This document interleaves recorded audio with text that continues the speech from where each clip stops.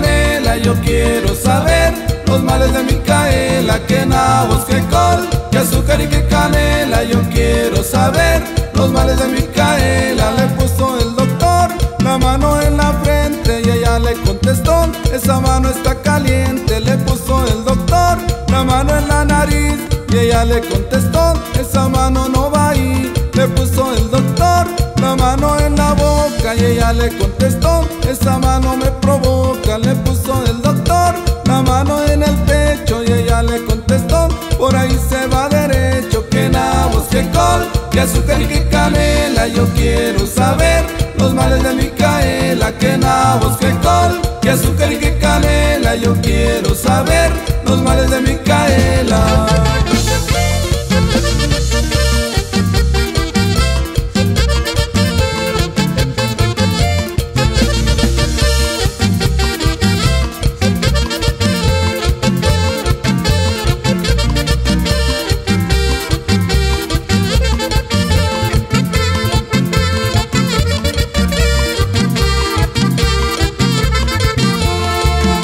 Que nabos, que col, que azúcar y que canela, yo quiero saber los males de Micaela. Que nabos, que col, que azúcar y que canela, yo quiero saber los males de Micaela. Le puso el doctor la mano en la cintura y ella le contestó: ay doctor, qué sabrosura. Le puso el doctor la mano en la rodilla y ella le contestó: la reversa es para arriba. Le puso el doctor la mano en la espalda y ella le contestó: más abajo están las. ¿Ay? Le puso el doctor la mano en el codo y ella le contestó: ay doctor, pues si usted quiere, ni modo. que nabos, que col, que azúcar y que canela, yo quiero saber los males de Micaela. Que nabos, que col, que azúcar y que canela, yo quiero saber los males de Micaela.